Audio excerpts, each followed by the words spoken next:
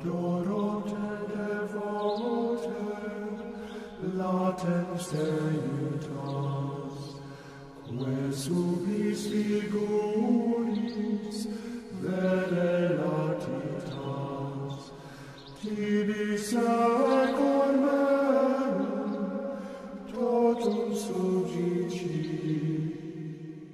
quia te contemplans, totum defici.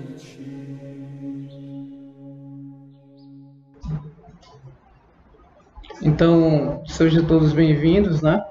À abertura oficialmente do mês mariano, em que o Instituto São Felipe Neri ele abre com chave de ouro para nós essa formação, onde trataremos ao longo desses sábados os dogmas de Nossa Senhora, né?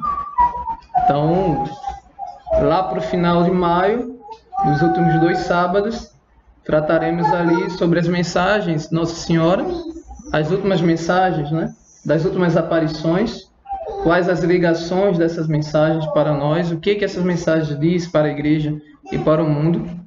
Também faremos aqui uma formação sobre a verdadeira devoção, né, a Nossa Senhora, segundo o método de São Luís Maria Grignion de Montfort. Mas esses 2 primeiros sábados dedicaremos 2 dogmas, neste agora e no próximo mais outros 2 dogmas. E por falar nisso, quem aqui pode dizer quais são esses dogmas de Nossa Senhora? Quantos são e quais são os dogmas de Nossa Senhora?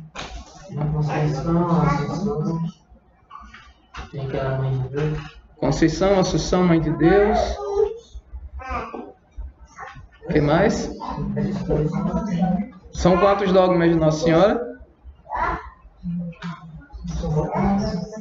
Então, primeiramente, a primeira pergunta é: quantos dogmas são de Nossa Senhora? 4 dogmas. Então, quais são esses 4 dogmas de Nossa Senhora? Imaculada Conceição, Teotocos, Isso. Virgindade Perpétua, Isso. e Assunção. São os 4 dogmas, né?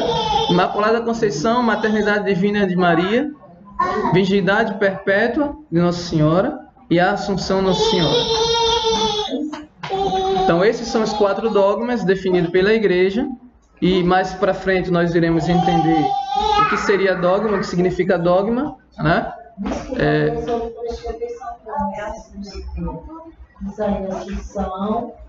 Vamos Imaculada Conceição, Maternidade Divina de Maria, Virgindade Perpétua de Maria e a Assunção Nossa Senhora. Tem mais 2 verdades de fé que não são dogmas, mas faz parte da tradição da Igreja, né? E quais são esses 2 afirmações, né? Podemos dizer que são 2 verdades de fé. Que Nossa Senhora, ela é medianeira de todas as graças e ela é a corredentora, tá? Mas sobre esses dois temas nós não vamos tratar em maio, porque o mês acabou, quando a gente definiu os temas, o mês acabou, não dá mais. Mas a gente poderia tratar mais a respeito desses 2 que são muito importantes, né? Santo Afonso Ligório, ele trata muito bem sobre esses 2 temas. Nossa Senhora como sendo a corredentora, né? Que isso faz rasgar as vestes de qualquer protestante, mas a gente vai tratar futuramente sobre isso. E ela sendo a medianeira de todas as graças, né? Assim como Luís Maria Grignion de Montfort diz, que se a maior graça veio por ela, todas as outras, por que não viria dela, né? Por ela. Então, vamos começar aqui os 2 primeiros dogmas. Primeiramente, nós devemos tratar aqui sobre a Imaculada Conceição de Maria, ela que foi imaculada desde a concepção, e depois nós vamos tratar sobre a sua maternidade divina, que Maria é verdadeiramente Mãe de Deus, ok? É uma outra definição, outro dogma que outras denominações não entendem. Nós iremos tratar aqui o que é e o que significa Theotokos, Mãe de Deus, tá? É com muito prazer que eu começo esse mês a falar de Nossa Senhora, porque para mim é muito importante, para mim tem um valor inestimável, né, falar de Nossa Senhora. eu que no início, bem no início, na minha juventude, através de heresias protestantes, eu me afastei um pouco dela, mas justamente por conta dessas heresias protestantes é que eu fui buscar a verdade, é que eu fui procurar entender o que a igreja ensinava sobre ela, e aí passei a amá-la. Por quê? Porque o amor só é possível quando a gente conhece, né? É conhecendo que nós amamos. E aí tem um valor todo especial, né? A nível de apologética, e também quem ama gosta de falar da pessoa amada, né? O tempo todo você tem necessidade de falar da pessoa amada. Então, falar sobre Nossa Senhora, para mim, é uma honra muito grande. E, ao mesmo tempo, uma responsabilidade tremenda, né? Porque, por mais que eu fale bem dela, eu nunca esgotarei o que realmente ela é, né? Porque ela é, evidentemente, e ela está, evidentemente, acima de todos os santos e anjos, né? Então, a gente vai ver isso mais para frente também. Sobre a predestinação de Nossa Senhora, né? Então, quando nós pegamos as Sagradas Escrituras, nós caímos no erro de dizer assim, mas a Bíblia fala pouco de Nossa Senhora, né? Não tem muita referência a ela, mas o que tem referência a Nossa Senhora já é o bastante para afirmarmos a nossa fé, né? E entendermos quem ela é e qual a sua missão. Nossa Senhora está referenciada nas Sagradas Escrituras do Gênesis ao Apocalipse. Então, Deus, desde toda a eternidade, a escolheu e a preparou para esse fim, ser mãe do seu Filho, Jesus Cristo. Então, diz o Catecismo da Igreja Católica, no parágrafo 487, Deus enviou seu Filho, mas para formar-lhe um corpo, quis a livre cooperação de uma criatura. Por isso, desde toda a eternidade, Deus a escolheu para ser a mãe de seu filho, uma filha de Israel, uma jovem judia de Nazaré, na Galileia, uma virgem desposada com um varão chamado José da casa de Davi. E o nome da virgem era Maria. A Lumen Gentium, um documento da Igreja Católica, vai dizer o seguinte: quis o Pai das Misericórdias que a encarnação fosse precedida pela aceitação daquela que era predestinada a ser mãe de seu filho, para que, assim como uma mulher contribuiu para a morte, uma mulher também contribuísse para a vida. Então, dentro dessa formação, nós vamos sempre colocar Eva e Nossa Senhora, ok? Então, a Lumen Gentium já diz assim: por uma mulher veio a morte, por Eva, e por outra mulher veio a vida, Maria. Tá bom? Então, a igreja já está aqui afirmando que Deus sim a predestinou desde toda a eternidade. Santo Irineu, e preste atenção nas datas, que eu vou colocar aqui algumas citações dos primeiros padres da igreja, e nós iremos perceber justamente o ano em que ele falou isso, ou pelo menos o ano que ele morreu, né? Santo Irineu de Lyon, ele morreu por volta ali do ano 202, ou seja, ele já estava no segundo século. Ele havia conhecido Policarpo, São Policarpo, e São Policarpo foi ordenado pelo próprio apóstolo São João. Então você vê a sucessão apostólica aí, ok? Então, Santo Irineu que conheceu Policarpo, que conheceu João e que conheceu Jesus. E aí Santo Irineu vai dizer isso. Então, meus caros amigos, o carinho, a devoção que a igreja tem não é de agora. Ela já nasceu católica, né? Essa devoção já é desde os primeiros séculos, desde a era apostólica, pós-apostólica e até chegar aos nossos tempos. Santo Irineu vai dizer o seguinte: Maria, obedecendo, se fez causa de salvação tanto para si como para todo o gênero humano. Aí veja interessante o que ele vai dizer. O nó da desobediência de Eva foi desfeito pela obediência de Maria. O que a Virgem Eva ligou pela incredulidade, a Virgem Maria desligou pela fé. Está lá no Adversus Hereses, nesse número, capítulo 3, 22, 4. Okay? Santo Irineu, já no segundo século, já afirmava aquilo que nós afirmamos hoje, né? Então vemos que a fé católica é católica desde sempre. A igreja não inventou a devoção a Maria tardiamente, mas já iniciou com ela, ok? Há alguns textos bíblicos que referenciam a Nossa Senhora, que fala de Nossa Senhora, que a gente vai tratar um pouco aqui. No Gênesis capítulo 3, versículo 15, quando Adão e Eva pecou, Deus disse: porei ódio entre ti e a mulher, entre a tua descendência e a dela. Esta te ferirá a cabeça e tu lhe ferirás no calcanhar. Esse versículo é chamado proto-evangelho. É um anúncio, é um prenúncio daquilo que iria acontecer. Assim, quando o pecado entrou no mundo, Deus já havia preparado o antídoto. Então ele disse para a serpente: porei ódio entre ti e a mulher, entre a tua descendência e a dela. Esta te ferirá a cabeça e tu lhe ferirás o calcanhar. Então, através dessa mulher que viria, e através da semente dessa mulher, a serpente, a cabeça da serpente seria esmagada. E claramente faz referência justamente à mulher e à sua descendência. A mulher, que não era Eva, mas a mulher que viria, que com sua descendência colocaria fim nas artimanhas malignas, né? Na sedução do mal, esmagando a sua cabeça. Por isso o próprio Senhor vos dará um sinal. Isso está em Isaías capítulo 7, versículo 14. Por isso o próprio Senhor vos dará um sinal. Uma virgem conceberá e dará à luz um filho, e o chamará Deus conosco. Isaías capítulo 7, versículo 14.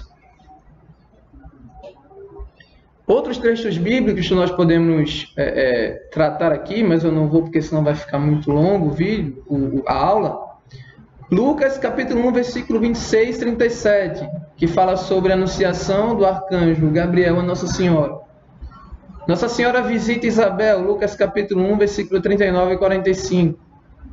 E a grande afirmação da Nossa Senhora: por isso, desde agora me proclamarão bem-aventurada todas as gerações. Lucas capítulo 1, versículo 48b. É interessante, na narração do apóstolo Lucas, a respeito da anunciação do arcanjo Gabriel a Nossa Senhora, pelo seguinte fato. Ao iniciar o Evangelho de Lucas, ele diz algo muito importante, que para muitos passam despercebidos. Mas para quem se aprofunda um pouco mais nas Sagradas Escrituras e também na tradição da igreja, nós vamos entender o que ele falou. Veja só o que ele falou no início do Evangelho. Lucas disse que, antes de escrever o Evangelho, a vida de Jesus, ele fez um estudo aprofundado dos fatos. E aí, ele começa a narrar o seu Evangelho. E aí conta o diálogo com detalhes do anjo Gabriel a Nossa Senhora. Conta com detalhes algumas coisas que Nossa Senhora fazia. E só podemos deduzir uma coisa. Para Lucas escrever principalmente o início do seu Evangelho, e quando ele disse que ele foi até as testemunhas antigas, que foram testemunhas oculares disso tudo, e que fez um estudo aprofundado, e depois ele começa a narrar o anjo Gabriel aparecendo a Nossa Senhora, certamente esse diálogo ele colheu diretamente dela. Ele foi até ela, onde ela lhe contou o diálogo entre o anjo Gabriel e ela. Porque, gente, são detalhes aqui que somente ela poderia dizer. Ok? Por que eu falo isso? Além do diálogo detalhado do arcanjo São Gabriel, Lucas diz algo que só poderia dizer se tivesse ouvido de Maria. Qual é essa afirmação? Nossa Senhora, quando acontece alguma coisa, algum mistério da vida de Jesus, Lucas diz: e Maria conservava todas essas coisas no coração. Meditava. Ela conservava, guardava e meditava. Ele só poderia chegar a essa conclusão se ouvisse da própria boca de Maria, que ela não entendia naquele momento o que estava acontecendo, mas ela guardava no coração e meditava. Então, Nossa Senhora foi uma grande fonte para que Lucas escrevesse, principalmente o início do seu Evangelho. Né? Então, como entender o filho, né? Como é que eu vou escrever algo sobre Jesus? Então, eu vou direto à sua mãe, porque a sua mãe o conhece melhor do que ninguém. Tá? Então, Nós temos aí o primeiro indício. E Lucas também é atribuído a São Lucas a primeira imagem de Nossa Senhora, que é a imagem do Perpétuo Socorro, né? Esse ícone é atribuído também a São Lucas. São Lucas era médico, São Lucas era pintor, um grande artista, um grande médico. São Paulo até nas suas cartas, numa de suas cartas, elogia Lucas, né, o médico Lucas. A tradição também afirma que ele era pintor, portanto a pintura de Nossa Senhora do Perpétuo Socorro é atribuída a ele. E um grande evangelista, né? Escreveu o Evangelho de Lucas, o Evangelho que leva o seu nome, e escreveu também os Atos dos Apóstolos. Ok? Então aí temos algumas referências. Na anunciação do nascimento de Jesus, o arcanjo Gabriel vai até uma cidade chamada Nazaré, a uma virgem desposada, né? Com um homem chamado José. Ela estava prometida a casamento, na verdade a São José, e o nome da virgem era Maria, e o anjo entra e a saúda, dizendo: alegra-te, cheia de graça. Ave, cheia de graça, o Senhor é contigo. Vamos tratar primeiramente dessas primeiras palavras do anjo, tá? Quem é que é o anjo? O que são os anjos? Os anjos são mensageiros de Deus. Quando o anjo porta uma mensagem, a mensagem é do anjo ou de quem enviou? De quem enviou, porque o anjo é o mensageiro, tá? Então, o anjo é o mensageiro de uma pessoa humana ou o anjo é mensageiro de uma pessoa divina? O anjo é mensageiro de Deus. O anjo é mensageiro de Deus. Então, a mensagem que ele estava trazendo era uma mensagem vinda do próprio Deus, ok? Então, quando o anjo ele entra no lugar onde Nossa Senhora estava, ele a saúda dizendo essas palavras: Ave, cheia de graça. Podemos trocar aqui o nome de Maria por cheia de graça. Ou seja, Maria significa toda cheia, toda plena da graça. Em latim é muito bonito, né? Gratia plena, ou seja, plena da graça. O Senhor é contigo. Esta saudação ave, ela é toda especial. Por quê? Porque era uma saudação dita para reis, imperadores e rainhas. Ou seja, o anjo, ao saudá-la, alegra-te, ave, cheia de graça, ele já reconhecia ali Nossa Senhora como rainha. Mais para frente a gente vai entender e vai bater o martelo nessa história de que verdadeiramente ela é rainha, tá? Ao dizer que ela é plena da graça, significa que ela é totalmente agraciada, ou seja, nela não há desgraça. Nela não há nenhuma mancha de pecado, nenhuma mácula. Por quê? Porque ela é cheia, ela é plena. E o que é plena não tem espaço para outras coisas. Ela é plena da graça de Deus. No entanto, que quando o anjo chega diante de Maria, com a linguagem humana, poderíamos dizer assim, o anjo ficou boquiaberta, estupefato, admirado ao ver aquela criatura. Uma criatura de natureza inferior a dele. Porque a nossa natureza humana é muito inferior à natureza angélica. Ou seja, os anjos são muito mais excelentes do que nós humanos. Eles possuem muito mais excelência, muito mais inteligência, uma vontade firmíssima.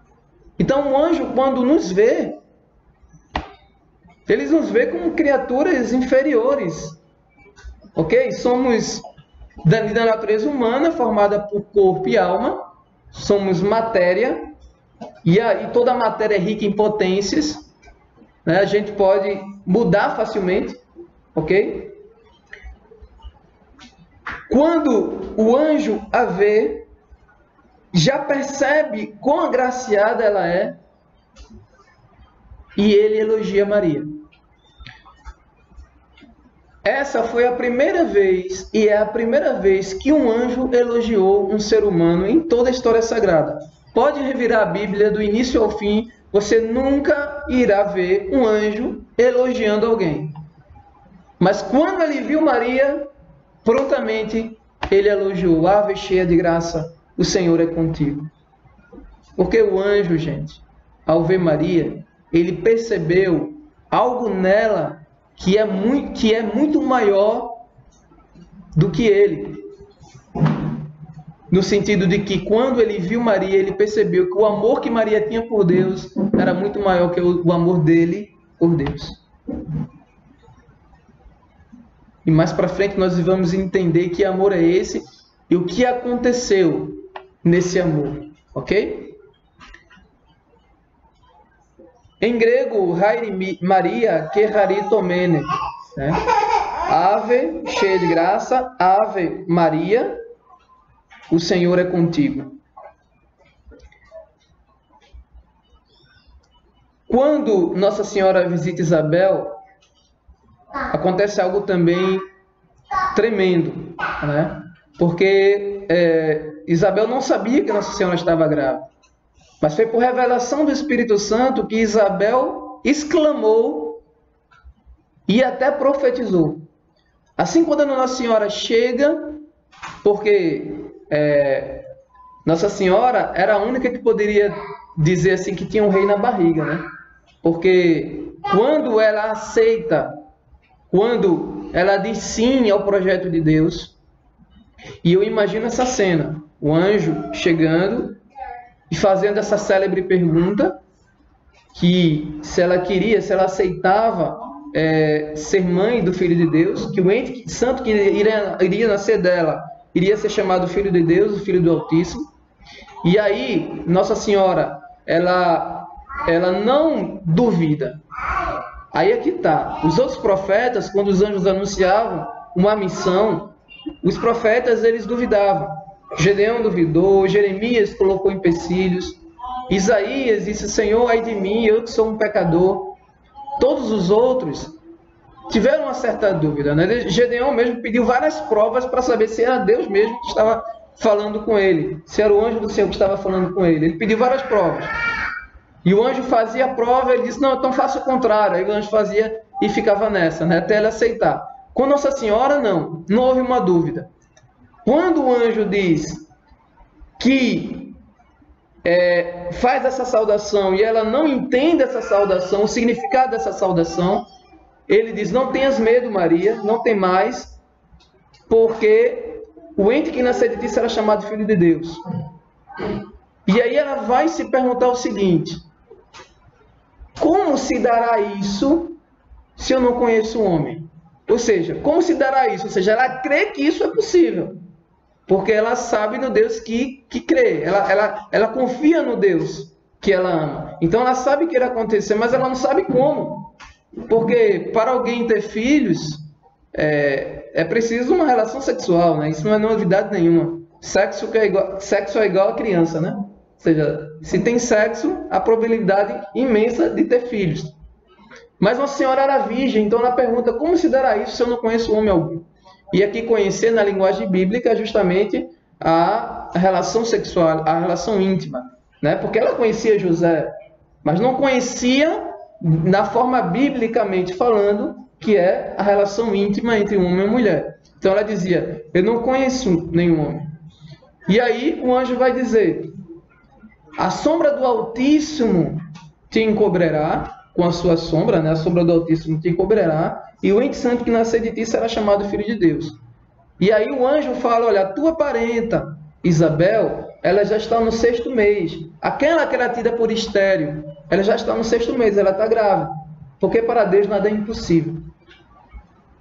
Diante de todo esse exposto do anjo Gabriel, diante de todo esse diálogo, vale a pena você meditar no mês de maio, esses primeiros capítulos de São Lucas, do 1 ao 4, né? Mas, para não ficar muito longa a aula, então, eu estou só pincelando.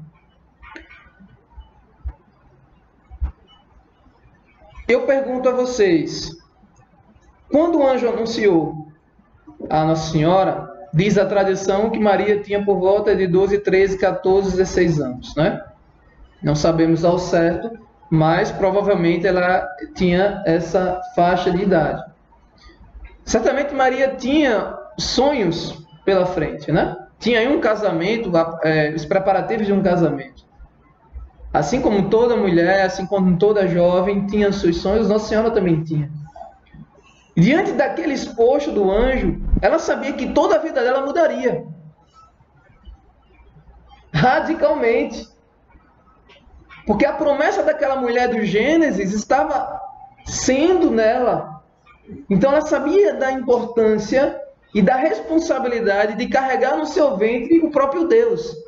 E de cuidar do Filho de Deus. Veja só que responsabilidade tremenda. Então, pergunto, Nossa Senhora poderia ter dito não ao anjo? Ela poderia ter dito assim simplesmente, olha, eu agradeço muito, né, o seu elogio. Embora eu não entendi esse seu elogio, mas eu estou com um preparativo aí de um casamento. Meu esposo lá está se matando de trabalhar para constituir uma casa e eu não estou muito afim não, porque é muita responsabilidade. Ser mãe do Filho de Deus, eu não aceito não. Escolhe outra pessoa aí. Ela poderia ter dito isso?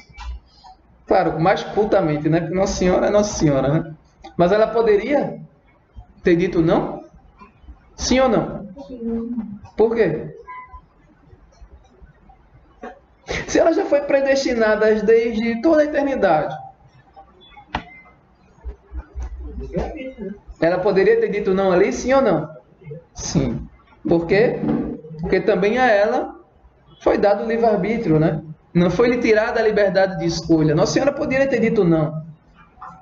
Mas por amor a Deus, e porque ela ama a Deus, mais de qualquer criatura no céu e na terra,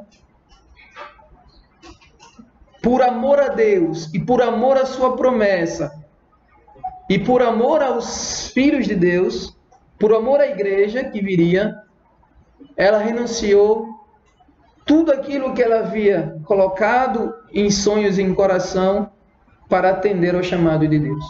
Mas imagine, gente, porque o anjo, ele não tem, digamos assim, ele não tem como ler os pensamentos, ok? O anjo, ele não possui essa característica de ler os pensamentos, portanto, ele não sabia o que Maria estava pensando, tá bom? Só Deus, na sua eternidade, né, que já predestinou, já sabia de antemão que ela diria sim, mas o anjo não. Imagine o momento de silêncio que o anjo Gabriel estava e no céu fez um grande silêncio. Literalmente, o livro apócrifo de Nossa Senhora fala como que o anjo tremeu diante daquilo ali, né? Ao vê-la, pela sua beleza e pela excelência dela, ele tremeu e também à espera dessa resposta. Eu imagino o céu em grande silêncio naquele momento, esperando a resposta. Então veja só, Deus, ele, no seu poder, na sua liberdade, ele poderia vir de qualquer forma. Mas ele quis que Nossa Senhora, ele quis que Maria cooperasse com a salvação. Ele quis a cooperação de Maria. Ele quis a resposta de um ser humano para poder entrar nesse mundo. Veja só que delicadeza de Deus. E aí, ela poderia dizer não, mas amava tanto a Deus, e ela disse: eis aqui a serva do Senhor, faça-se em mim segundo a tua palavra. E a partir daí, Jesus foi concebido em seu ser. Imagina uma festa no céu. Por quê? Porque o canal agora foi aberto. A porta foi aberta. O canal que liga o céu e a terra agora está preparado. Nossa Senhora é esse canal. Nossa Senhora é essa porta em que a divindade nos visitou. A divindade, o Deus Todo-Poderoso, se fez carne e habitou em nosso meio. Através dela. Entramos agora, e eu vou retomar quando falar da maternidade divina de Maria, mas entramos agora no dogma da Imaculada Conceição. Depois de tudo isso, fica fácil de nós entendermos, né, os dogmas de Nossa Senhora, vendo a importância do sim dela, porque Deus assim quis que ela cooperasse nessa obra de salvação. Fica fácil a gente entender. Então a gente começa agora, depois dessa introdução, a falar dos dogmas sobre a Virgem Maria, tá?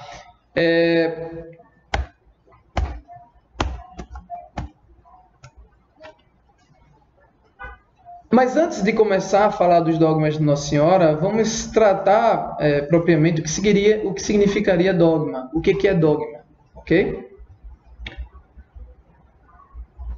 Para vocês, o que significa dogma? Por que a igreja, e hoje em dia, quando você fala de dogma, dói no ouvido de muita gente, né? Porque muita gente contra dogmas, né? Só que a Igreja Católica, ela profere esses dogmas, só que não é invenção dela. A gente vai ver um pouco mais adiante que o dogma está contido na revelação divina, tanto nas Sagradas Escrituras como na Sagrada Tradição. Ou seja, a Igreja não inventou que Nossa Senhora foi Imaculada Conceição, isso já está contido no depósito da fé. Então, dogma significa verdade, são verdades reveladas pelo próprio Deus, ok? É isso que significa dogma. Quando a Igreja, ela professa, ela declara um dogma, ela declara infalivelmente.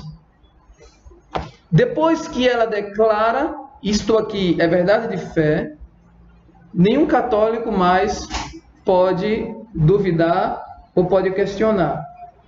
Somos obrigados a crer com fé divina e católica. Por quê? Porque, gente, o que é que dizemos no credo todos os domingos na Santa Missa? Creio na Igreja una, santa, católica e apostólica. Ou seja, a Igreja é objeto de fé.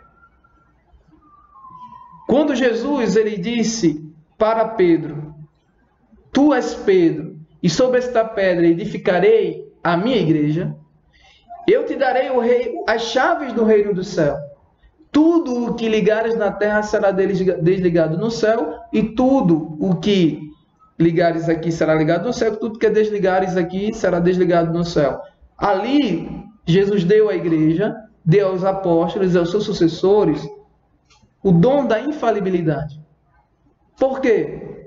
Pergunto eu. No céu, pode haver alguma coisa de errado? Veja o que Jesus falou. Tudo que ligares aqui será ligado lá, no céu. E tudo que desligares aqui na terra será desligado no céu. Ou seja, se a igreja ligar alguma coisa de errado aqui, se ela declarar aqui algo de errado, dizendo que isso é verdade de fé, para que todos creiam, e isso foi errado, no céu também vai ser ligado. Ora, se no céu não há nada de errado, a igreja não pode ligar nada de errado aqui. Deus deu a Pedro, Deus deu à sua igreja as chaves de ligar e desligar, abrir e fechar. E quando ele soprou sobre os apóstolos o seu Espírito, nos últimos capítulos do Evangelho de São João, Jesus disse: recebei o Espírito Santo. E também Jesus disse: o Espírito Santo ensinar-vos-á toda a verdade. Então, toda é toda. O Espírito Santo ensinar-vos-á toda a verdade. A quem vos ouve, a mim ouve. Quem ouve a igreja, ouve ao próprio Deus. Por quê? Porque a igreja, ela não é somente uma instituição formada por homens. A igreja é muito mais do que isso. A igreja são aqueles que já habitam no céu, são os santos, são os anjos. A igreja são aqueles que estão no purgatório, a igreja somos nós, aqui militando nesta terra. A igreja, ela é o corpo misto de Cristo, cuja cabeça é o próprio Cristo. Ou seja, Cristo é a cabeça dessa igreja e a sua igreja é o seu próprio corpo. E a alma desta igreja, a alma deste corpo é o próprio Espírito Santo. Temos a garantia do próprio Senhor Jesus Cristo, que ela é infalível, que a verdade está nela, porque ela é o corpo de Cristo. Ok? Você já viu uma cabeça andando separada do corpo? Não. Ou seja, a cabeça está intimamente ligada ao corpo, assim como o corpo está intimamente ligado à cabeça. Só existe nos contos, né, urbanos. São Paulo diz a Timóteo o seguinte: certa vez, o Scott Hahn, já em processo de conversão, perguntou a um amigo dele que era protestante: quem é a coluna sustentáculo da verdade? O que é? Prontamente o protestante disse: é a Bíblia, né? Porque para eles só existe a Bíblia. Então eles colocam a tradição como insignificante, mas a Bíblia nasceu da tradição justamente, né? Da sagrada tradição, daquela pregação apostólica passada de geração em geração, ininterruptamente, sem deturpações. E graças a essa tradição, graças a essa pregação apostólica que foi escrito o Novo Testamento, né? E aí, o protestante disse: a Bíblia, encheu a boca e disse: a Bíblia é a coluna sustentáculo da verdade. E aí, Scott Hahn disse assim: por quê? Que lá em Timóteo,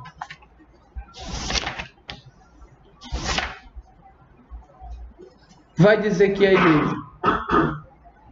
Porque São Paulo diz a Timóteo o seguinte: a igreja é a coluna e o sustentáculo da verdade. E ele também exorta para os bispos, né, para os episcopos, para ser os guardiões do depósito da fé. Bispo serve para guardar o depósito da fé. Bispo não é para inventar nada de novo, é para ser guardião do depósito da fé. Esse depósito, desde a época apostólica até 2000 anos, esse depósito da fé. Ela é o sustentáculo, ela é a coluna da verdade. Porque, como diz Santo Ambrósio, num filme, né, que eu vi, Santo Ambrósio e Santo Agostinho, foi interessante, foi a melhor parte que eu vi do filme, que Agostinho estava lá discutindo com Ambrósio, e aí Agostinho vai embora, e Santo Ambrósio chama Agostinho e diz assim: Agostinho, não é o homem que encontra a verdade, é a verdade que encontra o homem, porque a verdade se manifesta numa pessoa. A verdade é uma pessoa, a verdade é Jesus Cristo. Ok? Então, essa verdade é o próprio Deus, é o próprio Cristo. Eu sou o caminho, a verdade e a vida. Portanto, a igreja é essa guardiã desse depósito da verdade, desse depósito da fé, e ela não pode errar. Ela não pode errar em matérias de fé e de moral. A igreja ela pode errar de repente em alguma declaração que ela vai fazer a respeito de ciência, de história, de geografia, mas em matéria de doutrina e de moral, ela é infalível. Porque é justamente a fé, a doutrina e a moral que nos garante a salvação. Então nisso ela não pode errar. Ela é infalível. Ok? Se negarmos qualquer artigo, os 12 artigos, ou qualquer um dos 12 do credo apostólico, incorremos em heresia, somos hereges. Ou seja, saímos da comunhão da igreja, saímos da catolicidade da fé e nos tornamos hereges. Ou seja, eu como católico sou obrigado a crer em tudo que a igreja crê, em tudo que a igreja afirma. Porque eu, todos os domingos, tenho consciência disso. Creio na igreja católica. Ela também é objeto de fé. Ok? Então, tudo que ela afirma, afirma porque o Senhor assim a ordenou. Tudo que ela decreta, porque assim o Senhor quis. Porque já estava contido na revelação divina. Há dois tipos de revelações: revelação pública e a revelação privada. Revelação pública é aquela que já foi dita. Jesus falou tudo, não há nada de novo, ok? Até a morte do último apóstolo São João, até a morte dele, tinha novidades, porque estávamos no tempo ali da revelação. Quando São João morreu, acabou-se a novidade. A missão da igreja agora é transmitir a fé dos apóstolos. Ou seja, não tem mais novidade. Tudo já foi dito em Jesus Cristo. E se o Papa porventura for declarar, por exemplo, como dogma, que Nossa Senhora é co-redentora, isso não é uma novidade. Porque isso já está contido na tradição da igreja. Ok? Isso já está contido no depósito da fé. Então ela não está inventando que Nossa Senhora é corredentora, mas trata-se de algo que já está no depósito da fé. Até aqui tudo bem? Então vamos começar propriamente com os dogmas marianos. Nossa Senhora, ela é imaculada desde a sua concepção. No Concílio de Trento, dizia assim: foi ela que, primeiro e de uma forma única, se beneficiou da vitória sobre o pecado conquistada por Cristo. Ela foi preservada de toda a mancha do pecado original e durante toda a vida terrestre por uma graça especial de Deus. Não cometeu nenhuma espécie de pecado. Então a igreja aqui está declarando que Maria, ela foi preservada tanto do pecado original quanto dos pecados atuais. Maria não pecou.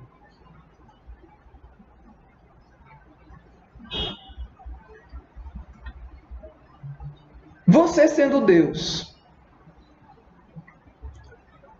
tá? E mãe é tão bom que até Deus quis ter uma, né? Porque, como eu disse, ele poderia ter vindo de outra forma, do jeito que ele queria, mas ele quis começar por uma mulher. Ou seja, se o demônio usou de um veneno, usando de uma mulher, Deus, na sua infinita sabedoria, escolheu uma mulher para destruir o veneno do demônio. Ok? Acho que por essa eu acho que o demônio nunca esperava, né?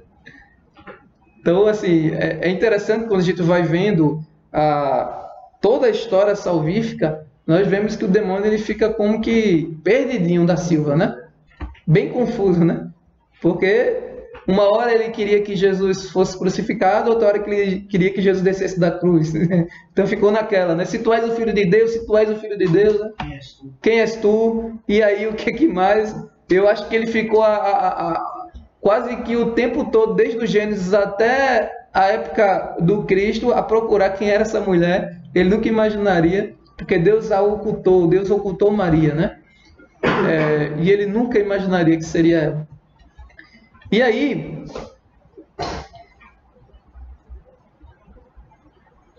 você sendo Deus, podendo escolher uma mãe, escolheria uma qualquer? Escolheria uma mulher manchada pelo pecado?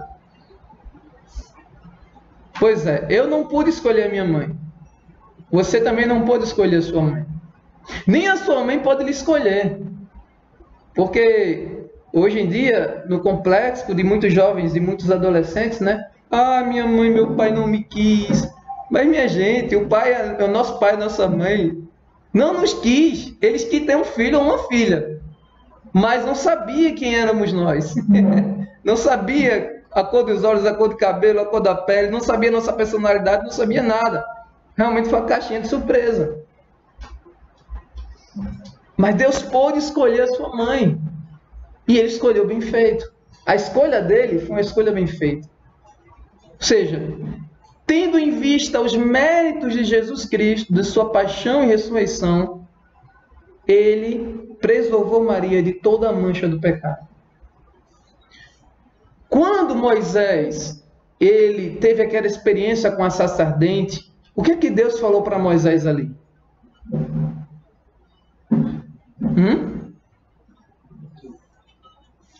Tira as sandálias dos pés, porque o lugar em que estás é solo santo. Se Deus disse para Moisés tirar as sandálias dos pés, em respeito àquele solo sagrado, porque aquele solo era santo, imagine o ventre daquela que teria ele mesmo morando. Deus olhou para todos. Quando Isabel diz assim, bendita és tu entre as mulheres, é porque Deus olhou para todas as criaturas e todos os tempos e achou uma tenda digna de morar. E essa tenda foi Nossa Senhora. Ele a preservou de toda a mancha do pecado, porque Ele mesmo iria morar dentro daquela tenda, daquele tabernáculo que é Maria. Então esse tabernáculo, esse ventre só poderia ser santo e imaculado. Porque Deus não é conivente com a mácula, com a mancha, nem com o pecado. Ele é santíssimo. Então a sua morada deveria ser santíssima também. Vamos trazer aqui uma imagem que até o Dom Henrique Soares trouxe, que aí vai ilustrar bem a nossa percepção a respeito do dogma de Nossa Senhora. Digamos que eu estou indo no escuro, tá? Andando numa estrada cheia de barro. E de repente eu caio nesse lamaçal e me sujo todo. Vem Jesus com seu amor e misericórdia e me retira dessa lama e me dá uma veste batismal. Foi isso que aconteceu. Mergulhamos na lama da sujeira do pecado, estávamos sujos. Mas Jesus nos veio e nos retirou pela mão, nos deu as vestes batismais, porque pelo batismo o pecado original é desfeito, é apagado. Foi isso que Jesus fez conosco. Ok? Então aconteceu a nossa redenção. Mas, a respeito de Maria, você poderia me perguntar assim, mas Jesus não a salvou? Jesus a salvou, sim. Como que por antecipação. Pelos méritos da morte e da ressurreição de Jesus, já de antemão, porque Deus não está no tempo, Deus é atemporal. Para Deus há o agora. Para nós houve o ontem, há o agora e talvez haverá o amanhã. Para nós há o tempo cronológico, mas para Deus não. Deus está no mesmo dia que criou o mundo. Ele é atemporal. Tá bom? Então, antecipadamente, Cristo salvou Maria. Eu vou ilustrar isso da seguinte forma. E a redenção de Maria foi perfeitíssima, tá? Foi diferente da nossa, porque chegamos a mergulhar na lama, no lamaçal, nos sujarmos, e aí ele veio e nos limpou. Mas a Nossa Senhora, ele nem sequer deixou que ela caísse naquela lama. Já prevendo toda a obra salvífica que ele iria realizar. Ele não a deixou que caísse na lama e se sujasse por aquela lama, ok? Ele impediu nisso, ou seja, de fato ele a preservou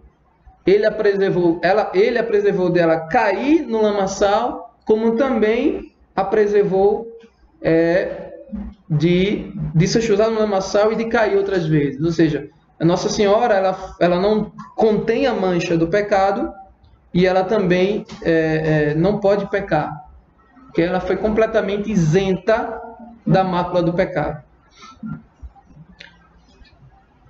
Outra ilustração, né, outra analogia seria o seguinte: Jesus é o sol da justiça, Jesus é o sol da verdade, Jesus é a luz que ilumina tudo, Jesus é a onipotência, é o sol que ilumina tudo. Você já viu o sol nascente? O sol nascendo? Alguém aqui você já viu? Primeiro, antes do sol nascer, o que a gente vê? O clarão, a aurora, né? Pois é. Veja só que bonito. Já os primeiros raios de luz desse sol, que é Jesus, antes mesmo do seu nascimento, antes do nascimento do sol, os primeiros raios de luz já purificou a sua mãe. Os primeiros raios do seu nascimento, porque ele ainda não havia nascido, mas os primeiros raios de luz já alcançou Maria e a purificou e não deixou que ela nascesse com o pecado original. Ok? Então, antes da aurora, ou depois da aurora, vem o sol propriamente dito. Deu para entender essa imagem? Nos primeiros raios de luz, ele já atingiu a sua mãe. Ok? Mesmo antes de Nossa Senhora nascer, inclusive. Okay? Ela foi concebida, o dogma é esse, ela foi concebida sem pecado original. A sua concepção, o pecado não conseguiu atingir. Como é que se deu esse dogma? Veja só, esse dogma ele foi, e geralmente a igreja professa um dogma, geralmente quando tem várias heresias, quando há necessidade, seja ele concílio ecumênico, o Papa ex-cátedra, né, da cátedra, ele professa, ou no seu ministério extraordinário, ele professa alguma verdade de fé, e diz que aquilo ali nós devemos crer, porque isso é verdade de fé. Isso se deu lá no século XIX. O dogma da Imaculada Conceição se deu no século XIX. Mas, como eu disse para vocês, o dogma não é invenção da igreja. Ok? Já era contida essa verdade de fé no depósito da fé. A tradição da igreja já acreditava nisso. Então, veja, em 1476, a festa da Imaculada foi incluída no calendário romano. Veja, no século XV, 1476. Em 1570, o Papa Pio V publicou o Novo Ofício. Ora, não era ainda dogma que Nossa Senhora foi concebida sem pecado original. No entanto, a igreja já acreditava, já estava incluída no calendário romano, já tinha ofícios em honra à Imaculada Conceição, já em 1570. Em 1708, o Papa Clemente XI estendeu a festa a toda a cristandade, tornando-a obrigatória. Então, a festa, já aqui no século XVIII, 1708, já era obrigatório para todo católico, ok? A festa da Imaculada Conceição. Isso bem antes da proclamação do dogma, hein? E em 27 de novembro de 1930, Nossa Senhora apareceu a Santa Catarina Labouré, que inclusive essa santa está intacta até hoje. Veja, desde 1830 a 2019, a santa está intacta, né? Está até com aparência risonha. Ela viu Nossa Senhora na Capela das Filhas da Caridade de São Vicente de Paulo, em Paris, e lhe pediu para mandar cunhar e propagar a devoção chamada Medalha Milagrosa. Isso antes do dogma. Isso antes do dogma. Precisamente com a inscrição. O que tem na medalha Nossa Senhora das Graças? Qual é a inscrição que está lá? Maria concebida sem pecado. Ó Maria concebida sem pecado, rogai por nós que recorremos a vós. Era o céu confirmando aquilo que a igreja já acreditava. Ok? Houve alguns santos, doutores, que lá pelas tantas, no século XIII e tal, passou até a duvidar da Conceição Imaculada de Nossa Senhora, mas ainda não era dogma. Ou seja, os teólogos podiam discutir à vontade, né? A igreja não tinha ainda definido, né? Lá por volta do século XIII. Mas ao longo do tempo, era como se assim, a verdade já existe naquele depósito, mas a verdade ela vai se revelando, e a igreja, né? Então, vamos aqui definir. Então, estava lá, ó Maria concebida sem pecado, rogai por nós que recorremos a vós.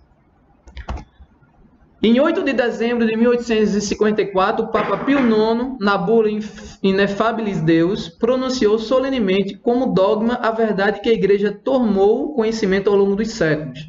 Maria, acumulada de graça por Deus, foi redimida desde a concepção. Então veja só a declaração do Papa Pio IX, declarando para toda a Igreja Universal. Não é universal de Macedo, tá? É a Igreja Católica, para todos os católicos, para crermos com fé divina e católica. Veja só que bonito a definição do dogma. Declaramos ele como sucessor de São Pedro, ele detentor das chaves que liga e desliga. Declaramos pronunciamos e definimos que a doutrina que sustenta que a Santíssima Virgem Maria, no primeiro instante de sua conceição, foi por singular graça e privilégio de Deus Onipotente, em previsão dos méritos de Cristo Jesus, Salvador do gênero humano, preservada imune de toda mancha de culpa original, foi revelada por Deus. Portanto, deve ser firme e constantemente acreditada por todos os fiéis. Pronto. Roma locuta, causa finita est. Roma falou, encerrada a questão. E ponto final. Acabou-se, ó. É assim, eu como teólogo, ele como teólogo. Antes desse dogma, eu poderia dizer assim, eu poderia discordar, olha, mas acho que Nossa Senhora não é imaculada, por isso, por aquilo outro. Ele diz, não. E teve, né? Santo Tomás de Aquino, 12 Escotos, né? Os doutores, eles trataram sobre esse assunto. Então ele acreditava, não, Nossa Senhora é imaculada, antes do dogma, né? E eu, como outro teólogo, dizia, não, Nossa Senhora não é imaculada. Eu, como católico de verdade, ele como católico de verdade, assistimos agora o anúncio do Papa, a declaração do Papa Pio IX. Depois que ele acabou de dizer assim, aí eu vou dizer assim, realmente, você tinha fé católica. Eu duvidava, mas eu passo a crer porque a igreja assim declarou. A parte dos dominicanos, eles relatam que a partir desse momento... encerrou essa questão, né? É isso agora e pronto. É isso agora e pronto. Veja como a fé católica é linda, né? Gente, é maravilhoso ser católico. Porque nós vemos aqui, desde o século II, século I, nós vemos aqui, desde a era apostólica, nós vemos aqui, passamos alguns séculos aqui, e essas declarações de Santo Irineu, a gente vai ver outras declarações aqui dos doutores, o que eles acreditavam há tantos séculos atrás, é o que eu, como católico, hoje em 2019 acredito. O que eu creio aqui como dogma de fé, um cristão lá na China crê da mesma forma. Um cristão lá na Austrália, lá na Rússia, em qualquer outro lugar do mundo.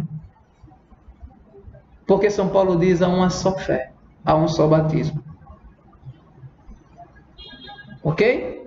Porque há um só corpo e uma só cabeça. Jesus não tem vários corpos, Jesus só tem um corpo. Ok? Só fazer um comentário. Interessante porque, apesar dos dominicanos ter certa dificuldade com a Imaculada Conceição, eles mesmo assim tinham uma grande devoção por Nossa Senhora. Isso. Era só esse ponto que eles divergiam.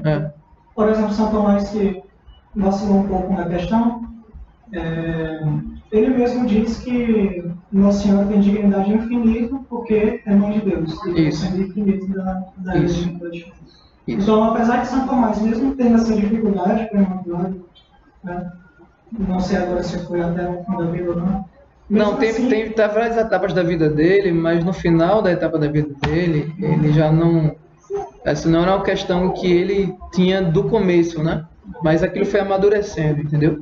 Sim. Mesmo assim, eles tinham uma grande devoção. Isso, assim, os dominicanos, São Tomás nem se fala da devoção que ele tem à Virgem Maria, e por isso que ele é um grande santo, né? Porque os santos sete namoradas e todos os santos, né? Eles tinham uma especial devoção à Nossa Senhora, e só foi possível chegar à santidade porque eles se confiaram nela, né? Então, para dizer dessa obediência à Santa Madre Igreja, porque se há uma coisa, por exemplo, a gente pode discordar da corredenção Nossa Senhora e dela ser mediana em todas as graças, mas depois que o Papa declarar isso como dogma, né, e que há relatos que essas perguntas já foram feitas para os bispos do mundo inteiro, tá? E que os bispos aceitaram, sim, um diálogo em nome do ecumenismo, acho que protela alguma coisa assim nesse sentido, não sei, né? Mas é uma coisa que já é aceita, né? Mas podemos discordar, até o Papa bateu o martelo. Bateu o martelo, encerrou a questão. E aí você vê o amadurecimento na fé. Por que Jesus diz assim, né? Ele diz o seguinte para os apóstolos: há muitas coisas que vocês não vão compreender agora. Mas virá o Espírito Paráclito, o Espírito da verdade, e ensinar-vos a toda a verdade. Né? Então a igreja não passou a entender tudo, mas ao longo dos séculos, ao longo dos tempos, aquilo que estava ali contido no depósito foi aparecendo, e aí ficou visível, e aí a igreja disse: é isso aqui que nós cremos. Ok? Assim foi vários dogmas. Por exemplo, o nestorianismo negava que, e a gente vai falar sobre isso, mas no dogma da maternidade divina, que Nossa Senhora era a mãe de Deus. Né? Então, para ele, uma coisa era Jesus homem e Jesus Deus. Então, foi preciso o concílio de Éfeso para declarar: não, Jesus é o verdadeiro Deus e o verdadeiro homem. Né? E isso reafirmou lá no concílio de ensino constantinopolitano: não, Jesus é o verdadeiro Deus e o verdadeiro homem. Né? Então, quando surgem essas controvérsias, a igreja não, olha, está aqui para todos, é isso que nós cremos. Pronto. Não tem mais discussão. Tá? Veja só que Santo Agostinho, o bispo doutor da igreja, em 430 disse. Morreu em 430, no caso, por volta. Nem se deve tocar na palavra pecado em se tratando de Maria. E isso por respeito àquele de quem mereceu ser a mãe, que a preservou de todo pecado por sua graça. São Cirilo de Alexandria diz uma coisa belíssima. Olha aí, ó. 370, 442. Né? Lutero e Companhia Limitada, principalmente Calvino e Companhia, nem sonhava em nascer aqui, né? E a igreja já declarava o amor a Nossa Senhora. Ele vai dizer assim: e a Imaculada Conceição: que arquiteto, erguendo uma casa de moradia, consentiria que seu inimigo a possuísse inteiramente e a habitasse? Tá aqui minha esposa, né? Trabalha com essa questão de design de interiores, arquitetura e tudo mais. Você construiria uma casa e consentiria que um inimigo seu entrasse nela, porque provavelmente o inimigo seu iria destruí-la? Ou seja, você constrói uma casa e deixa seu inimigo entrar e fazer arruaça? Que arquiteto, erguendo uma casa de moradia, consentiria que seu inimigo a possuísse inteiramente e habitasse? Assim Deus jamais permitiu que o seu inimigo tocasse naquela que ele seria gerado homem. São Cirilo de Alexandria. Cirilo de Alexandria. Santo Anselmo, bispo e doutor da igreja, por volta de 1109. Deus, que pode conceder a Eva a graça de vir ao mundo imaculada, não teria podido concedê-lo também a Maria? Não teria podido concedê-la também a Maria? Ora, se Deus fosse capaz de criar a Eva imaculada, por que não criaria sua própria mãe imaculada? Ora, para Deus alguma coisa é impossível? Negar o dogma da Imaculada Conceição é atestar e é dizer que Deus é incompetente, que Deus não pode. Ora, se Deus criou tudo que existe do nada, se do nada Ele fez tudo existir, se Deus fez o mar vermelho se abrir, né? Se a palavra de Deus disse para o cego ver e ele começou a enxergar, anda, e aquele paralítico começou a andar. Se Deus faz estéril dar à luz, se Deus criou do nada tudo que existe, Ele não poderia fazer a sua própria mãe imaculada? Ora, Ele não fez Eva? Por que Ele não faria Maria? É isso que Santo Anselmo pergunta.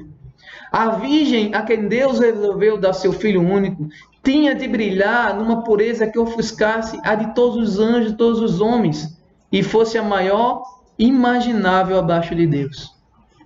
A glória de Maria, e a gente vai entender na maternidade divina, ofusca a de todos os anjos e santos. E ela é abaixo de Deus,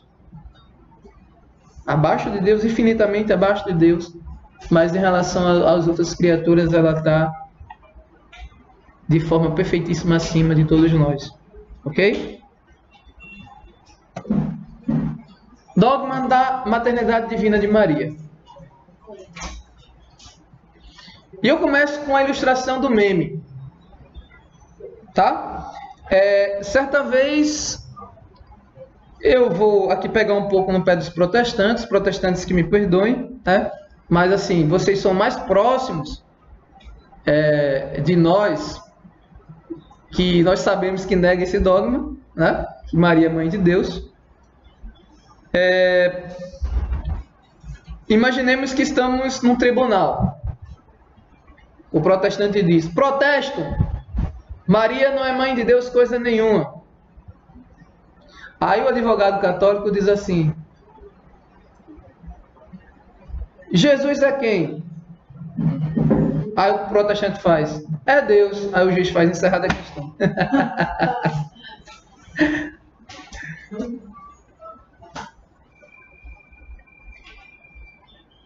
Maternidade divina de Maria. Maria de fato e verdadeiramente é mãe de Deus. Ok? Então vamos entender. A igreja confessou no concílio de Éfeso, em 431, que Maria é verdadeiramente mãe de Deus. Em grego, Theotokos. Maria é verdadeiramente mãe de Deus, visto ser a mãe do Filho eterno de Deus feito homem, que é Ele mesmo Deus. Veja só o que São Pio X vai dizer na sua encíclica Ad Illum, de 2 de fevereiro de 1904. Veja o que ele falou da maternidade divina de Maria. A Virgem Santíssima não somente coube a glória de haver ministrado a substância de sua carne ao unigênito do Eterno, que devia nascer homem, hóstia excelentemente preparada para salvação dos homens, mas igualmente teve a missão de zelar e conservar esta hóstia, e ao tempo devido apresentá-la ao sacrifício. Grande é São Pio X. Santo Agostinho: enquanto Cristo é gerado pelo Pai, Deus de Deus, não é sacerdote. Ele o é em razão da carne que assumiu, em razão da vítima que oferece e recebeu de nós. São Cirilo de Alexandria, novamente, doutor da igreja. Disse-a, e isso ele está replicando, ele está perguntando a Nestório, que Nestório é aquele que negava que Maria não era mãe de Deus, né? Então, para Nestório, havia ali duas pessoas distintas, né, em Jesus Cristo. Ou seja, era a pessoa divina e a pessoa humana, era diferente, era distinto. E aí, São Cirilo ele vai replicar, ele vai questionar Nestório dizendo o seguinte: disse-a, a Virgem Mãe é a mãe da divindade? Ao que responderemos: o Verbo vivo subsiste, é gerado pela própria substância de Deus Pai, existe desde toda a eternidade, mas ele se encarnou no tempo e por isso pode-se dizer que nasceu da mulher.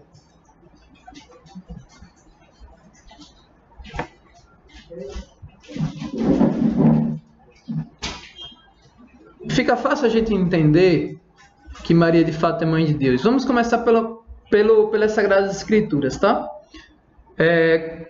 Retomando Lucas, quando Nossa Senhora visita Isabel e Nossa Senhora faz aquela saudação a Isabel, de imediato a criança que estava no ventre de Isabel pulou de alegria e Isabel ficou cheia do Espírito Santo. Em alta voz clamou: bendita és tu entre as mulheres e bendito é o fruto do teu ventre. De onde me vem a honra de vir em minha mãe do meu Senhor? A mãe do meu Senhor diz muitas coisas, ou seja, a Sagrada Escritura já atestando que ela é mãe de Deus. A palavra Senhor, para o hebraico, para o judeu, para o povo da Antiga Aliança, Senhor era dirigida somente a Deus, Adonai. Era uma palavra dirigida somente a Deus, ok? E ela, como judia, disse: de onde me vem a honra de vir a mãe do meu Adonai, do meu Senhor, ou seja, a mãe do meu Deus, ok? O livro de Lucas foi escrito em grego, aqui está Kyrios, tá? E constantemente nós vemos na tradição da igreja também o Kyrios direcionado a Deus, né? Kyrie eleison, ok? Senhor, tem de piedade. Ou seja, a mim, de onde me vem a honra de vir a minha mãe do meu Senhor. Pois assim que a saudação, assim que a tua voz chegou aos meus ouvidos, a criança estremeceu no meu seio. Bendita és tu que acreditaste, porque tinham de acontecer tudo aquilo que Deus assim previu. Que há de acontecer tudo aquilo que Deus predestinou, que Deus previu. Então aqui claramente Isabel declarou que Maria é mãe de Deus. Ok? Nós católicos cremos de fato que Maria é mãe de Deus. Maria, ela não é mãe de um ser híbrido. Ou seja, metade Deus e metade homem. Porque dizer que Maria só é mãe da humanidade de Cristo, né? Mãe da natureza humana, nós estamos separando aí, como Nestório fez. Então, Jesus seria um semideus. Mas não. Em Maria acontece algo inédito. Algo que nunca se havia imaginado que aconteceria. Em Maria aconteceu a união hipostática. Hipóstase, em grego, significa pessoa. O que é união hipostática, Gleison? Na pessoa de Jesus existem duas naturezas intimamente ligadas. Existe a natureza divina e a natureza humana. Ok? Pergunto a você: Jesus existiu desde toda a eternidade? Sim ou não? O irmãozinho aqui disse que Jesus existiu desde toda a eternidade. Alguém concorda com ele? Algumas pessoas concordam. Quem discorda com ele? Quem discorda dele, aliás? Hein? Então vamos aqui entender isso, tá? O que existe desde toda a eternidade, a segunda pessoa da Santíssima Trindade, o Verbo Divino.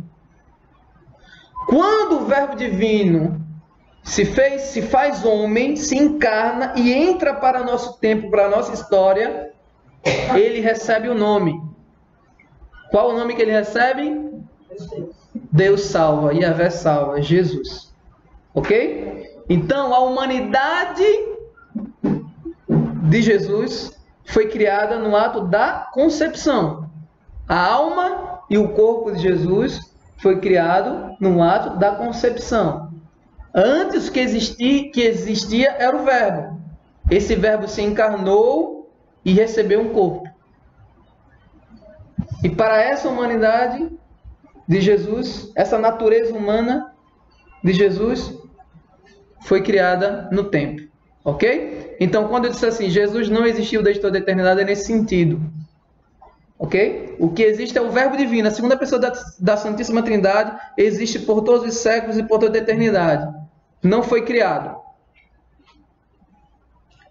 Gerado e não criado. Mas quando ele assume a nossa natureza, a natureza humana de Jesus passa a existir no tempo. Então aqui há duas naturezas. A divina, o Verbo Divino, e a natureza humana que teve a cooperação de Maria. No ventre de Maria houve essa união chamada de união hipostática. A natureza divina se uniu à natureza humana e já não tem como mais separar. A natureza divina e humana está unida numa só pessoa, na pessoa de Jesus Cristo. Ok? Então Jesus Cristo, a pessoa divina de Jesus Cristo tem duas naturezas. A natureza divina e humana. E elas não se podem separar. Ela está intimamente ligada. Numa mesma pessoa. Quem é mãe aqui? Levanta a mão. Pronto. Tá a Bianca, a Nitalma e a Natiere. Eu pergunto para ela, você é mãe de quem ou é mãe do quê? Hein? Quando eu pergunto e faço essa pergunta, eu estou perguntando o seguinte: a pergunta mais certa seria: você é mãe de quem? E não mãe do quê? Se a gente faz essa pergunta para Nossa Senhora, se a gente perguntar: Nossa Senhora, a senhora é mãe de quem? Ela vai falar de Jesus. E quem é esse Jesus? Jesus, quem é Jesus? Jesus é uma pessoa. É uma pessoa divina, com duas naturezas, a divina e a humana. Deu para entender? Deu para entender? Alguma pergunta aqui? O lado humano dele é de Maria. Isso. Então, e é interessante também notar que Jesus, tendo duas naturezas distintas, divina e humana, ele também tem duas vontades. Ok? Jesus tem duas vontades. Só que a vontade humana, ela é inteiramente ordenada da vontade divina. Como é que a gente sabe isso? Lá no Getsemane, o que é que Jesus fala? Pai, Se possível, afasta de mim esse cálice. Era a vontade humana dele. Mas, contudo, se esse cálice não pode passar sem que eu beba, seja feita de acordo com a tua vontade. Seja a vontade humana de Jesus diante da crucificação, diante da cruz, né? Aquele medo, aquilo tudo que ele sabia que iria passar, a vontade ali era desistir. Mas a vontade dele estava perfeitissimamente ordenada à vontade divina. E, no entanto, ele já diz: seja feita com tudo a tua vontade. Ok? Então, Jesus tinha duas vontades. Vontade divina e a humana. Porém, a humana é perfeitamente ordenada à vontade divina. Então, para entender, Nossa Senhora, então, é mãe de uma pessoa, da pessoa divina de Jesus Cristo. Não tem como separar. Não tem como dizer que Maria é mãe do Jesus homem. Sendo que nesse Jesus homem está intimamente ligada à natureza humana, divina e humana. Por isso que nós podemos, e por isso que os apóstolos puderam dobrar-se diante de Jesus, tocar nas suas chagas, e assim como Tomé dizer: meu Senhor e meu Deus. Podemos adorar a carne do nosso Senhor, podemos adorar o sangue de nosso Senhor, porque o sangue santíssimo e a carne santíssima é de uma pessoa divina. Eu não posso separar o Deus homem do Deus do homem, né? Então, verdadeiramente, Jesus é 100% Deus e 100% homem. Se assim fosse, né? Se ela fosse mais somente na natureza divina, da natureza humana, então, que natureza divina é essa? Que se submete à natureza humana, ao pedido da mãe, que se transforma em água em vinho. De fato, ela é mãe da natureza humana. Ok? Só que essa natureza humana está hipostaticamente ligada à natureza divina. Então, quando a natureza divina se uniu à natureza humana, se uniu numa só pessoa. Agora não tem como mais separar. Ok? Não tem como mais separar. Portanto, nós declaramos: ela é mãe de Deus. Porque Jesus é Deus. É verdadeiro Deus e verdadeiro homem. Como nossos irmãos protestantes, é tão sério, né? Um negócio que é tão óbvio, né? Como é que pode, né? Não duvidar de Maria assim, né?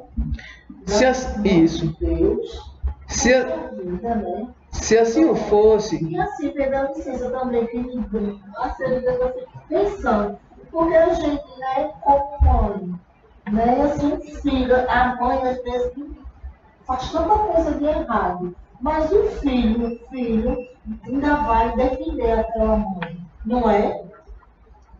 É tão interessante que dirá Jesus, que é santo, né? Como é que assim, tantas ofensas no Sagrado Coração de Jesus e de Maria, porque qual é o filho que vai ficar feliz de as pessoas estar falando mal da mãe, né? Porque tem tantos irmãos, porque eu já vi cada coisa tão feia, assim, contra Nossa Senhora, né? Tanto desprezo, assim, falando de desprezo, que não é nada, que lá é tudo. Não é. É interessante, assim, como é que, assim, eu mesmo, assim, é um caminho dele, que deixa a pessoa cega, né? Que cai mesmo, assim, na tentação. Não é, porque, assim, é revoltante, é tão triste, né? Então negar que Jesus, de fato, porque negar que Maria é mãe de Deus, é negar que Jesus é Deus. Então, Nossa Senhora é mãe de quem e não do que? Ela é mãe de uma pessoa divina. Ok? Então, se houvesse essa separação, poderíamos dizer assim, ó, o que morreu na cruz, né, se a gente fosse separar, o que morreu na cruz foi a natureza. Se a gente pudesse separar, se a divindade não estava unida com a humanidade na pessoa de Cristo, de forma hipostática, perfeitamente unida, nós não poderíamos ser salvos se fosse o contrário. Ok? Fomos salvos se fosse somente, vamos supor assim, se Jesus fosse um ser híbrido, separado das duas naturezas, e não tivesse unido numa só pessoa, como é que iríamos ser redimidos? Tá? Por quê? Porque fomos redimidos porque Jesus justamente é Deus e homem. Fomos redimidos porque Jesus, sendo Deus, tem dignidade infinita. E somente um ser com dignidade infinita poderá redimir uma ofensa infinita. Porque a ofensa da humanidade a Deus é uma ofensa infinita. Então, se só fosse somente o lado humano de Jesus que tivesse parte na história, nós não seríamos redimidos. Mas foi justamente Deus unido à humanidade, Deus com seu poder de perdoar, e a humanidade sendo ali de forma expiatória, né, pedindo perdão, porque quando, digamos assim,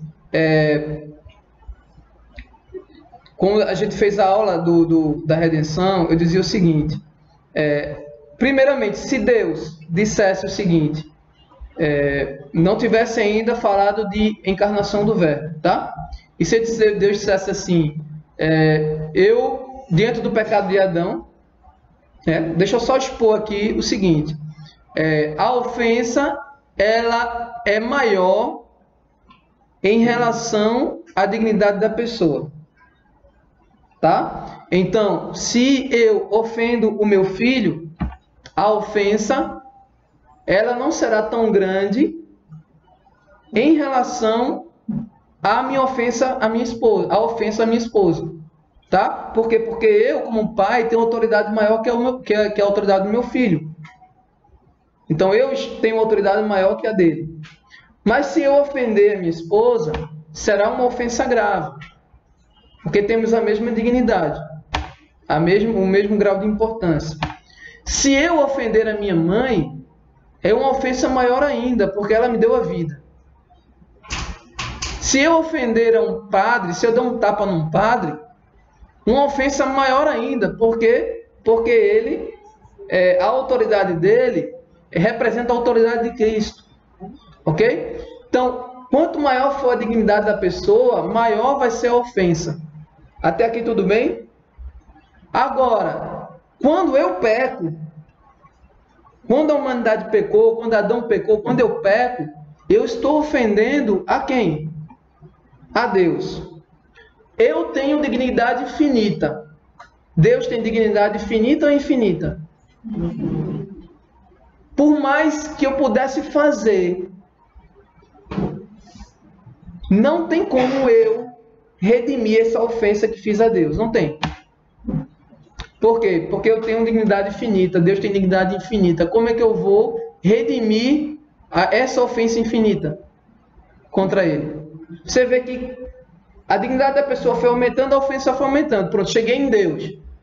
Deus tem dignidade infinita. A minha ofensa a ele vai ser uma ofensa infinita. Como é que eu vou poder redimir isso? Deus, na sua eternidade, poderia dizer assim, então, vou fazer o seguinte. Eu vou perdoar toda a humanidade. Vou perdoar essa ofensa infinita. Aí você dizer, Deus é misericórdia. É possível que ele fizesse isso? Se fosse assim, não, está todo mundo perdoado. Ele poderia fazer isso? Poderia. Porque ele é misericórdia. Ok? Ele é misericórdia. Só que seria justo? Não. É alguém que pagar.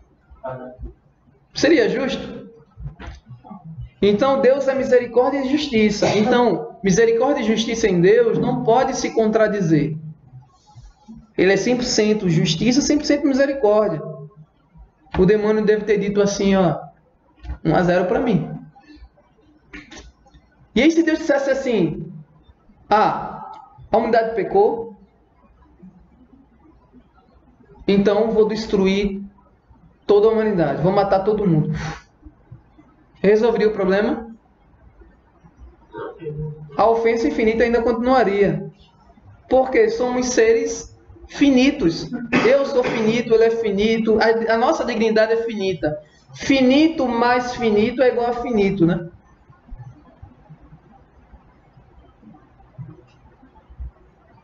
Se Deus dissesse assim, vou acabar com a humanidade, resolveria? A ofensa infinita ainda continuaria. Porque nós não poderíamos pagar essa ofensa feita a Deus. E se ele dissesse assim, vou destruir todo o universo, toda a criação, resolveria o problema? O universo é finito. A dignidade do universo é finita. Portanto, a destruição de tudo o que existe não pagaria essa ofensa feita a Deus. O diabo disse 2-0 para mim. Como conciliar agora a justiça e misericórdia? Como que Deus poderia fazer com que ele agisse com misericórdia e com justiça? Aí o verbo disse assim, não, então eu vou pagar no lugar dele. Eu vou pagar a ofensa de Adão. Seria misericórdia? Seria justo? Seria justo? A segunda pessoa da Santíssima Trindade não tem nada a ver com a história. Quem pecou foi a gente que errou. Quem fez as... Vou fazer aquela censura. Quem fez as... Fomos nós. O verbo divino não tem nada a ver com isso. Só que na infinita misericórdia, sabedoria, justiça, presciência de Deus, Deus disse, há uma maneira. Eu me tornarei homem. Eu me encarnarei. Eu me tornarei homem. E ele fazendo isso, ele cumpre misericórdia e justiça. Sabe por quê? Porque Deus se aniquilar, né? Sem usurpar a sua condição divina, mas se tornou homem em tudo igual a nós, exceto o pecado. Ele foi igual a tudo a nós, exceto o pecado. É a kenosis, né? O aniquilamento. Deus se humilhou de tal forma que se tornou homem por amor de nós. Misericórdia. E a justiça? Quando Jesus se tornou homem, ele passou a fazer parte da linhagem humana, da linhagem de Adão. Ele passou a ser filho de Adão. Portanto, ele faz parte do gênero humano. E ele, como homem, pode agora representar toda a humanidade. E ele, como Deus, pode apagar toda a nossa ofensa. Porque a pessoa de Jesus é uma pessoa divina, portanto, ele tem dignidade infinita. E aí ele resolveu o problema. Agora veja só que interessante. Deus resolveu se encarnar, resolveu se tornar homem. Qui propter nos homines et propter nostrum salutem descendet de celis, et incarnatus est de Spiritus Sancto ex Maria Virgine, et homo factus est. o credo niceno-constantinopolitano. Nesse momento, toda a igreja se ajoelha, porque estamos declarando aqui a encarnação do Verbo. Ele que se humilhou de tal forma, sendo capaz de sofrer o que a gente sofre, sentir o que a gente sente, de sentir fome, de sentir sede, de sentir medo, de ser traído, de ser odiado, de ser espancado. Ele se submete a isso, por amor a nós. Quando eu disse que a encarnação é o grande acontecimento de valor inestimável, é porque, gente, essa união da natureza divina com a natureza humana se dá exatamente no ventre de Maria. Vocês mulheres têm uma graça muito especial, que nós homens nunca teremos. Na hora da concepção, Deus toca na alma da mulher. Deus toca intimamente, de forma amorosa, de forma tremenda no corpo da mulher. No corpo e na alma da mulher. Porque ali ele cria uma alma, ele infunde uma alma da nova pessoa dentro do ventre da mulher. Veja só que interessante. Veja só que lindo. Deus, ele cria a alma no ventre da mulher. Gente, isso é tremendo. Bendito e bendita. Imagine essa concepção feita no ventre de Maria. Que não é uma alma somente humana que está sendo formada ali, mas é Deus em sua plenitude habitando naquele ventre.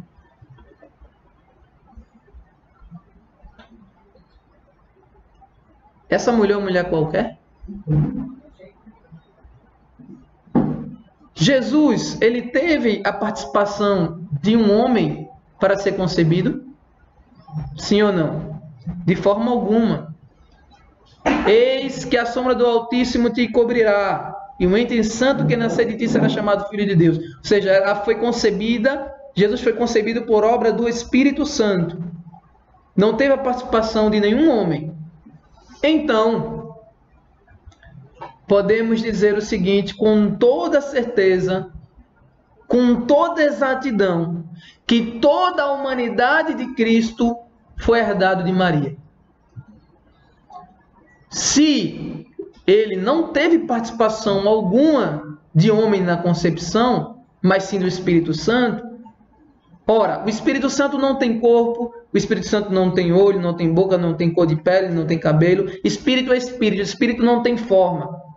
Portanto, toda a humanidade, todas as características, tudo que Jesus herdou na sua humanidade veio de Maria.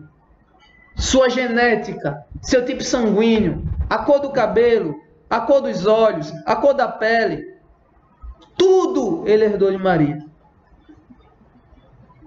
Então Maria, ela não pode ter sido maculada pelo pecado.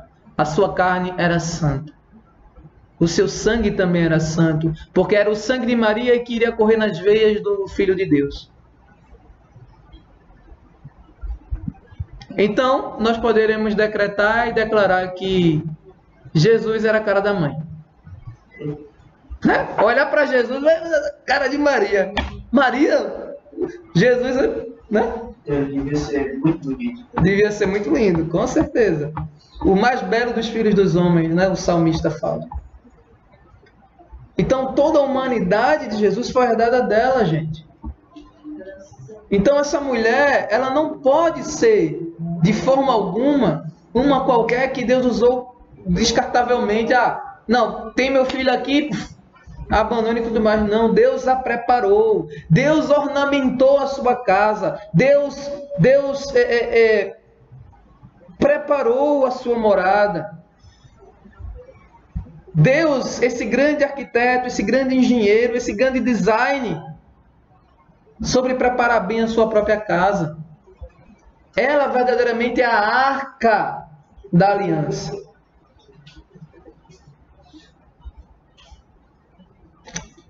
Ah, mas Jesus chamava ela de mulher. De forma alguma, quando Jesus a chamava de mulher, era para menosprezá-la. Porque Jesus estava dizendo constantemente, ao chamá-la mulher, para todos aqueles que conheciam as Sagradas Escrituras, que esta mulher que ele está dizendo é aquela do Gênesis, porém inimizade entre ti e a mulher, entre a tua descendência dela, e ela esmagará a tua cabeça, dizendo para a serpente. É a mulher do Gênesis prometida. Essa mulher é a mulher que São Paulo fala nos Gálatas, na plenitude dos tempos, Deus enviou seu filho nascido de uma mulher. Essa mulher é aquela que aos pés da cruz, Jesus disse, mulher, eis aí a tua mãe. Essa mulher é aquela que em capítulo 12 do Apocalipse diz, apareceu um grande sinal no céu, uma mulher revestida do sol, tendo a luz debaixo, tendo a lua debaixo dos seus pés, e estrelas de 12 estrelas em sua cabeça. Essa é a grande mulher que Jesus fez questão de dizer, olha, esta mulher prometida.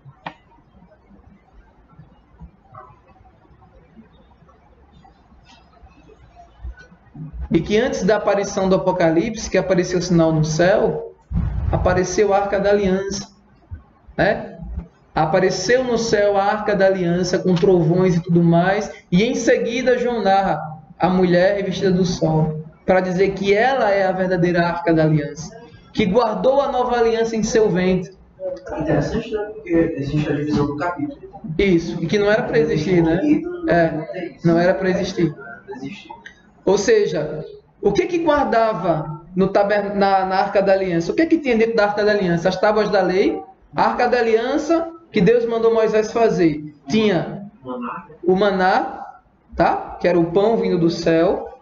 Tinha a vara de Arão, que floresceu milagrosamente, né? E tinha as tábuas da lei. Dentro de Maria, e a Arca da Aliança justamente é uma prefiguração de Maria, no sentido que a vara de Arão floresceu milagrosamente, assim como Jesus nasceu milagrosamente em seu seio, em seu ventre.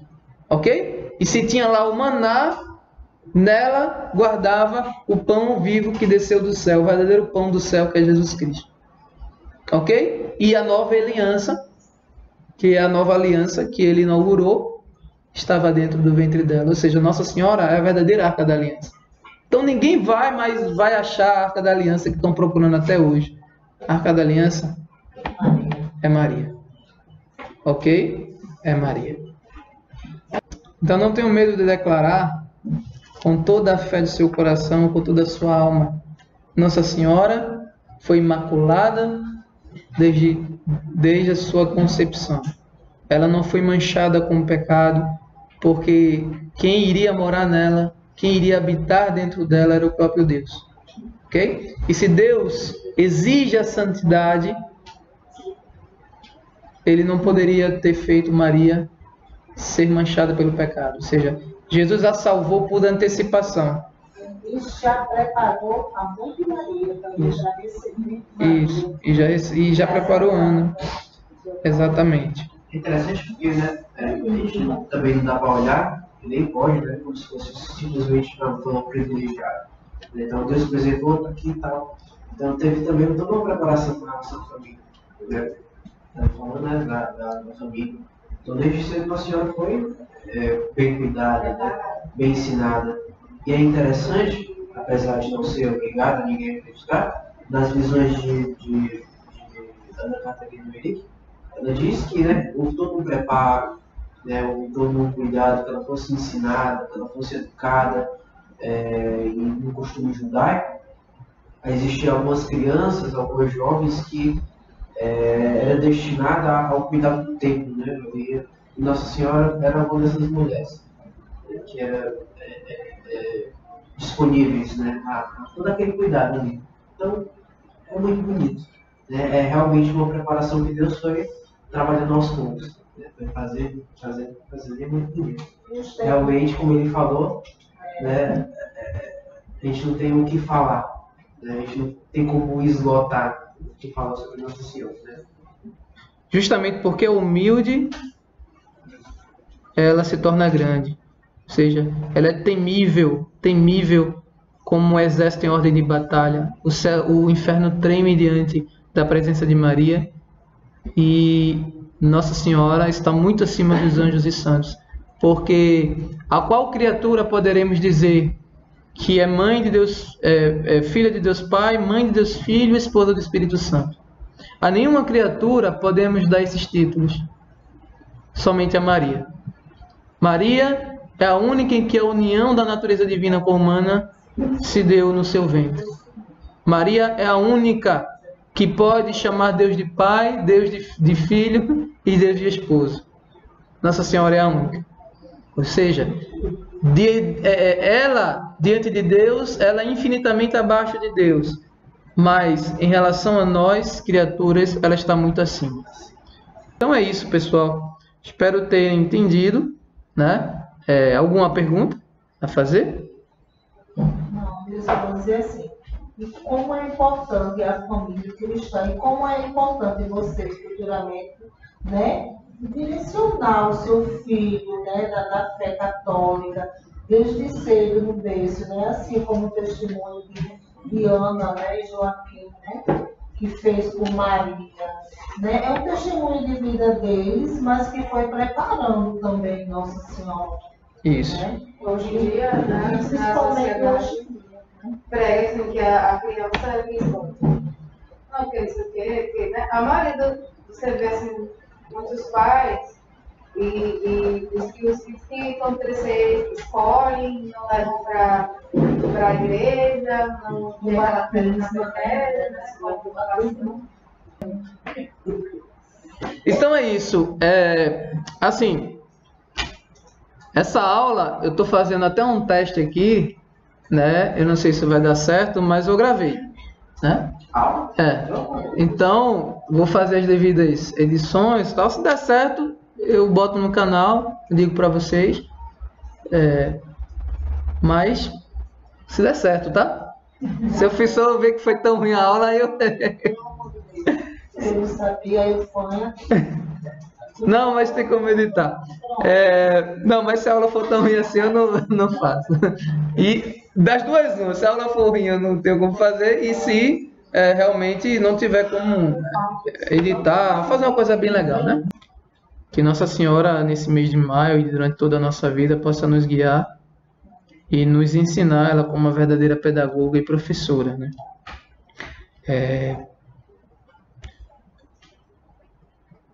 O que eu tenho a avisar é o seguinte, Nossa Senhora, ela sendo mãe de Deus, sendo mãe de Cristo, sendo mãe de Cristo, ela também é mãe da igreja, porque a igreja é o corpo de Cristo. Por isso que ela é mãe da igreja. Nossa Senhora também tem duas coisas que não tem em ninguém. Ela é mãe e ao mesmo tempo é membro do corpo de Cristo. Então, ela é mãe da igreja e ela, como mãe, ela quer cuidar de todos nós, né? Aos 12 anos, no templo, Jesus achava que já estava preparado para iniciar a sua missão. E aí, quando Nossa Senhora vai lá no templo, né? Quando acha, ele está perdido lá, mas ele está no templo, né? Ou seja, os pais que educam verdadeiramente os filhos, quando os filhos não sabem quando os filhos não chegam em casa ou não encontram aquele filho, sabem onde o filho está, né? Então, quando eles chegaram em Jerusalém, foram direto para o templo. Ou seja, é para lá que eles educaram a Jesus, né?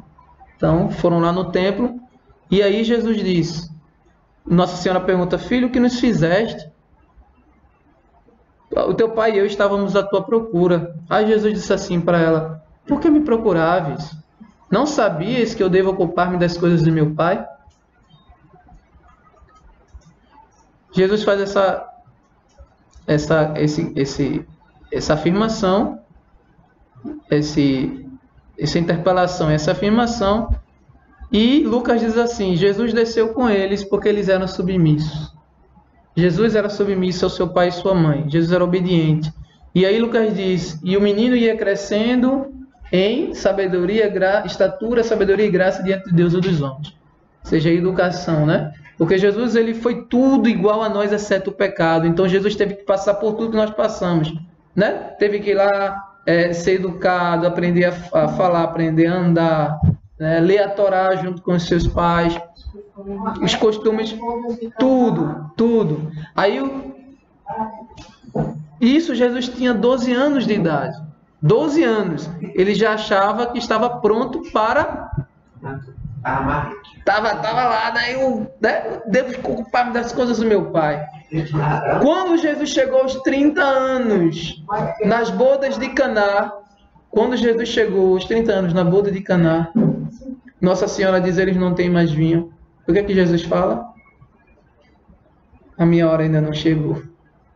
Ora, aos 12 anos, Jesus achava que tinha chegado a hora.